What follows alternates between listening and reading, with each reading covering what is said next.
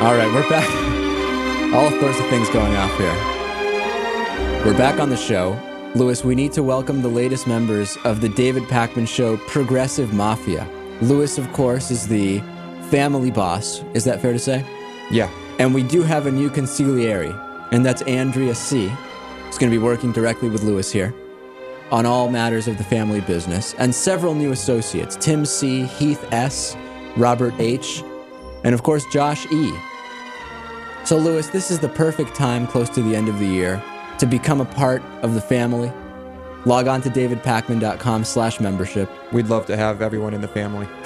Louis already has 300 memberships. All right, so let's move on.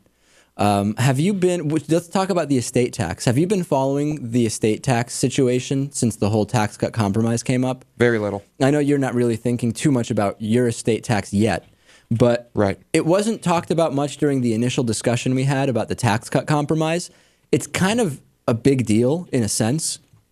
Obama basically, in the tax cut compromise, the idea was put a 45% tax on estates worth more than $3.5 million and charge no taxes for smaller estates.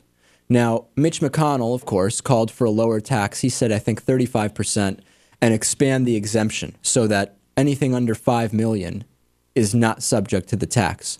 Now, I don't even know where to start with this, but what is interesting to talk about is, again, the language that's being used.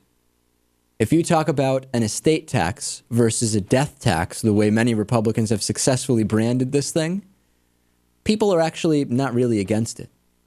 But, I mean, it doesn't take a genius to figure out if you start calling it a death tax.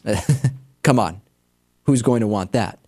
Now, Anthony Wiener was on Fox News the other day, congressman from New York, and Megyn Kelly, who we're very familiar with at this point on the show, Louis, she made the assertion that the estate tax is double taxation. In other words, you're paying taxes on the income when you earn it, and then you're paying taxes when you die. Right. Now, obviously, Anthony Wiener, regardless of what you think about the estate tax, pointed out, no, you're dead. You're not paying any taxes. The recipient of the money is the one who's paying taxes. They're paying money on the taxes. They're paying taxes on the money, rather, one time. Let's take a listen. Okay, let me ask you this, because I got to go, but I want to get you. Sure. You mentioned the estate tax twice, so I do want to ask you about it. The argument from the other side is that it's a morally corrupt tax. That, you know, if I don't have a $5 million estate, I'd like to someday, right. But if I work all my life and I pay my taxes on my income, and then I die and I want to pass on what would be great if it were a $5 million estate to my kids, why should I pay the government again? Why should there be a 35 or 45 or 55% tax on that again? You aren't paying anything in that case because you'll be dead. The estate is, and that's less for my children. Well, the only question is, look. No, you're not answering my question. Why? Well, how is that fair? Megyn, you're going to have to let me answer the question. We're going to have a conversation that gets us anywhere. Go ahead. The only question here is not whether or not there should be a tax on that. The question is where the limit should be and how much should be withheld. No, I'll ask the question and you're not answering. Just tell me how is it fair? Ready? I am.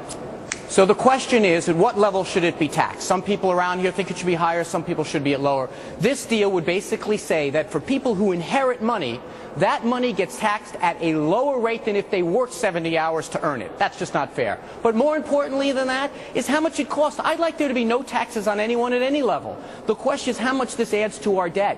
It adds an enormous amount. No one could be in favor of that and then come on your show and say, oh, I'm so concerned about the debt because it's adding, I think it's 72 or 75 billion dollars to aid 32,000 people. It doesn't strike you, but what's wrong with those 32,000? I mean, they earned that money if they want to. All right, you know what really irritates me about this? Megyn Kelly's a lawyer.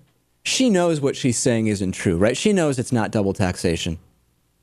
I mean, come on. You know, my 6-year-old sister knows it's not double taxation, and she's only taken introductory accounting so far. She's not even up to estates. Right? So why is Megyn Kelly making this assertion? We can go into that. But the idea, and the point Anthony Wiener is making is the correct point, right? If somebody is given a gift of $50,000 from an estate, from somebody else, and somebody worked 60 hours a week to make $50,000, after taxes, should the person who was given the gift come out with more money than the person who worked 60 hours a week to make the same amount? That's really the question. Lewis, should that be the case? Lewis' Should probably mic turn isn't my even mic on. on. Yeah. Yeah. If you look at the bigger picture, the answer should be no. So you believe that the estate tax is fair? I think it's too high. I think it should exist. Right. But I do think it's too high. I do also believe that we need to have some kind of a reasonable exemption below which there is no tax paid. But the idea, the spreading of misinformation like we are being taxed twice, no. The person who is being taxed is the one who is getting a gift from above on income they didn't earn. That's the bottom line. And to me, it's really funny how Republicans argue that unemployment benefits of a few $100s a week are enough to encourage people to avoid working because they're so lazy, and it's plenty of money to live on, right? A couple $100 a week. But they're trying to reduce the tax altogether, where the beneficiaries didn't do anything to earn that money. At least the people receiving unemployment at some point worked, right? True. They are now unemployed because at some point they worked. And a couple $100 is going to make the people are just so lazy. A couple $100 is going to make them not going to want to work. I do believe that many people who collect unemployment do so for as long as possible. Of course. And intentionally It exists. stave off work. But the idea that people are going to, number one, you could never have worked. You get an inheritance, you pay nothing on it. They're not lazy, though. Those aren't the lazy people. The lazy ones are the ones living on $800 a month after they lost their job. Those are the lazy people, Lewis. Come on. At least Anthony Wiener is getting on there and refudiating something. He did a hell of a job. He refuted, and reputed. I mean, he did everything. And repudiated. Yeah, he did everything under the sun. It's a long laundry list of things he's doing. So let's be honest here.